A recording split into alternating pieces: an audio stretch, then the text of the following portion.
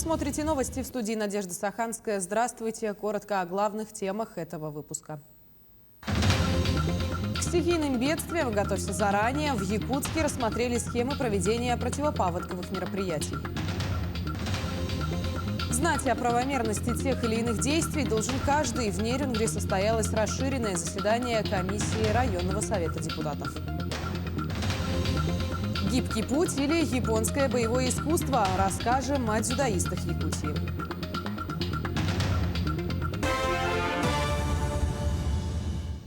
В Якутске в ходе заседания научно-технического совета Ленского бассейнового водного управления рассмотрели схемы проведения противопаводковых мероприятий. В работе приняли участие специалисты из Департамента по водным отношениям и экологического просвещения Министерства экологии, природопользования и лесного хозяйства, службы спасения и других ведомств.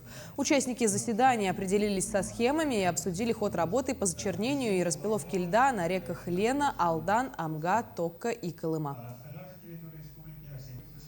Как говорит наш якутский ГУМС, в этом году ожидается, прогноз соответствующее скрытие и тому подобное.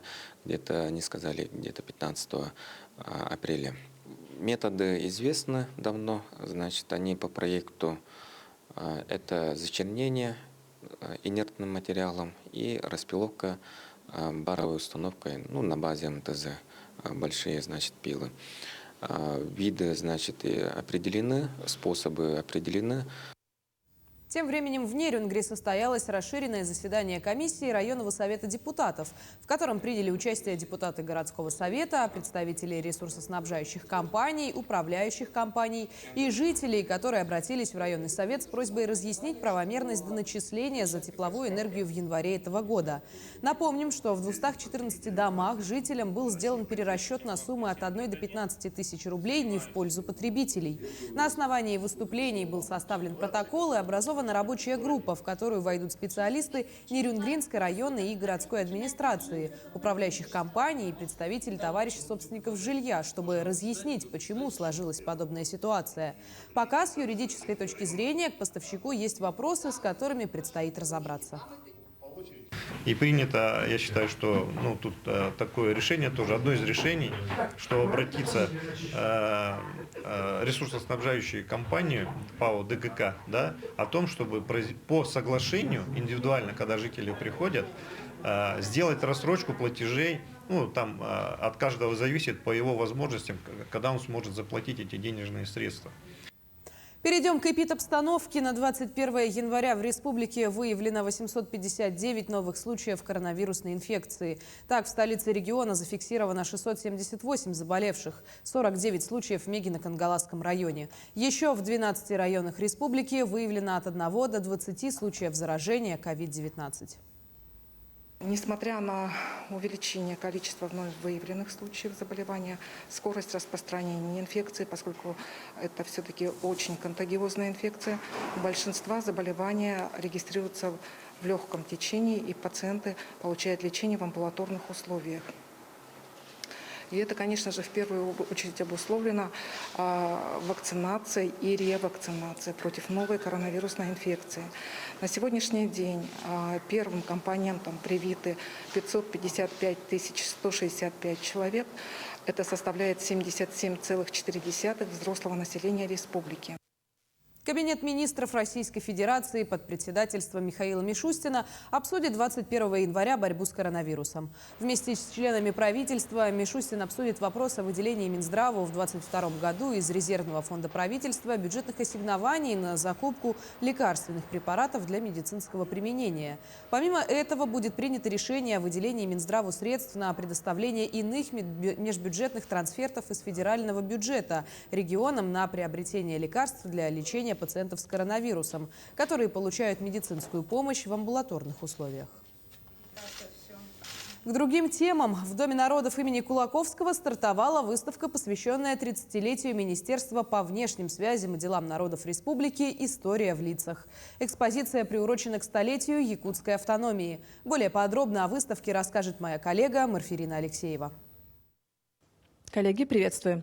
На выставке представлены исторические материалы. Это сборники статьи, книги о деятельности министерства, а также фотографии руководства и сотрудников министерства, начиная с 1992 года по сегодняшний день. Вообще Якутия, конечно, славится таким гостеприимством и открытостью к миру, к странам, к сотрудничеству. В этом, безусловно, большая заслуга всех сотрудников министерства. И мы сегодня немножко расскажем о выставке и поговорим с Татьяной. Здравствуйте, Татьяна. Расскажите, пожалуйста, что зрители смогут здесь увидеть, о чем узнать? Ну, как мы знаем, 19 января исполнилось 30 лет основания Министерства по внешним связям и делам народа в Республике Саха-Якутия. И к этой дате, и к столетию образования ЯССР мы подготовили такую историческую выставку с названием «История в лицах». Мы здесь представили, как вы сказали, материалы и газетные, и журнальные, книги, публикации, фотоматериалы о деятельности Министерства по внешним связям и о внешней связи в целом нашей республики. И тут вы, как видите, первый у нас министр по внешним связям – это Артамонов Виталий Петрович. Далее его период работы. Далее у нас Мигалкин Александр Васильевич, тоже его период работы. Также на витринах расположены книги, материалы.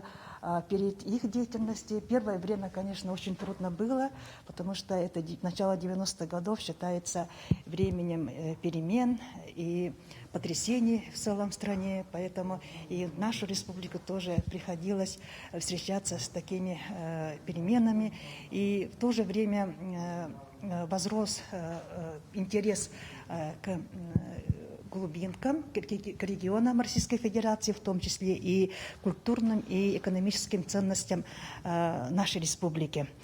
И далее мы видим тоже вот третьего министра, это Никонова Георгия Дмитриевича, его период работы, с кем работал, как работал, какие у нас связи, с кем, с какими странами произошли, на этой витрине тоже показано, да. И Яковлев Анатолий Яковлевич, вот тоже со знанием японского, английского языка человек тоже реализовал свои возможности, работая в Министерстве по внешним связям. Также у нас вот исторические фотокарточки, они черно-белые. Тут начало 90-х годов, когда наша республика вышла на связь с внешним миром, с государствами и странами мира. И первый президент Михаил Ефимович Николаев, видите, да, его период очень был насыщенный, очень много договоров было подписано о взаимном сотрудничестве. Далее вот смотрим из них. 2009 год, это когда Всемирная организация ЮНЕСКО признала и включила в свой список нематериального наследия человечества наш эпос Олонхо, древнейшее искусство якутов. И далее у нас по всем направлениям народного хозяйства, будь то культура, будь то социальная сфера, в основном экономика, спорт, образование, медицина. И во всех этих отраслях шли договора взаимовыгодного сотрудничества. В целом вот такие вот материалы. Я горожан приглашаю посетить по возможности эту выставку. Мы видим тут связь истории нашей республики с внешней связью благодаря нашим руководителям и ныне руководствующему министру по внешним связям и делам народов Гаврилу Витальевичу Килилину и его сотрудников. А на этом я закончу. Небольшое освещение данной выставки также вы сможете увидеть в вечерних новостных эфирах. Коллеги. Напомню, о выставке «История в лицах» рассказала моя коллега Марферина Алексеева. А мы продолжаем. Дзюдо – один из самых зрелищных и захватывающих видов спорта. В Якутии это единоборство развивается не один десяток лет, но за последние годы вышло на совершенно новый и доселе недостижимый уровень. В этом есть и заслуга героя нашего следующего сюжета. Золотые медали, кубки, дипломы. Плох тот спортсмен, который не мечтает обо всем этом. Но добиться успехов без хорошего тренера невозможно. И сегодня мы вас познакомим с одним из лучших тренеров по дзюдо в нашей республике. Дамдиндорж Гамбадорж – потомственный тренер. Любовь к этому виду спорта ему привил отец. Начало было в 10-летнем возрасте. Когда наша семья переехала, это был 93-й год, и отец мой тренер, с собой привел в зал, одел кимоно и начал тренироваться. Из моих достижений это я победил вторые игры Дети Азии, был победителем и выиграл мастерский турнир, выполнил норматив мастера спорта. Вот. В студенческие годы активно занимался, а потом уже по окончании учебы в Красноярске уже потихоньку уже определился с будущим своей профессии и начал тренировать потихоньку. Но лучше всего о тренерских качествах говорят успехи спортсменов. Первой подопечной Дамдина, которая показала результаты, была Татьяна Мисайлова. Вот у меня ученица Татьяна Мисайлова, она из Якутии, которая, представляя Якутию, впервые стала победителем первенства России. В 2012 году еще это было в городе Ачинск. Ну и все это когда крылья вырастают, когда ты кого ведешь, и в итоге такие достижения, а потом хочется еще и еще, и оно немножко похоже на такую зависимость, наверное. 2021 год был, наверное, самым урожайным на медали для воспитанниц Дамдина. И впервые в истории якутского дзюдо сразу 7 представителей Якутии попали в сборную страны. Мы смогли завоевать медали со всех официальных стартов этого года, по всем возрастам, которые у нас проходят. Один из самых заметных – это, конечно, бронзовая медаль Нади Татарченко на первенстве Европы до 23 лет. Это у нас мы завысили свою планку. Вот. Если до этого у нас были по кадетам медали с первенства Европы и мира, сейчас уже по юниорам. И надеюсь, что в ближайшем будущем уже и по взрослым у нас пойдут медали с официальных стартов. Чемпионат Европы, чемпионат мира. Да, 7 из Якутии, представляющего сборную команды Якутии. В данное время, получается, 5 спортсменок уже во взрослой сборной команде и 2 спортсменок в юниорах. Нельзя быть хорошим тренером без постоянного самосовершенствования. На сегодняшний день Дамдин – единственный в республике тренер, который получил черный пояс в Японии, в Академии дзюдо. И я очень благодарен, что вообще мне посчастливилось так побыть и расширить свой опыт тренерский. Ну и благодаря тому, что потом наши спортсмены начали туда приезжать, перенимать опыт, оно очень сильно их, конечно, подняла мастерство. Сегодня сейчас мы пожинаем такие плоды, это тоже результат той работы, которую мы провели в Японии. Дай бог, чтобы быстрее эта пандемийная история все это закончилась, и когда границы откроются, будем уже и молодых тренеров туда на стажировки отправлять, чтобы они тоже прошли путь, который я прошел, чтобы получили настоящий японский черный пояс и дан соответственно. С началом Нового года стартовал и новый спортивный сезон. Пожелаем воспитанникам якутской школы дзюдо золотых медалей и первых мест на соревнованиях и вывести наш спорт на новый уровень. Александр Хавренко, Семен Семенов, Якутск.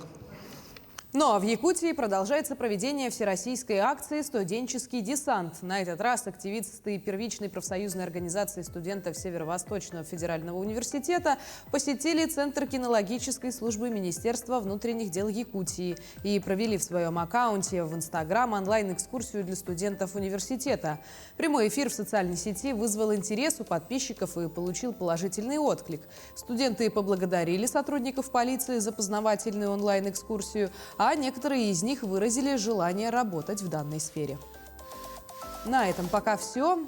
О развитии событий смотрите в наших следующих выпусках. До встречи в эфире.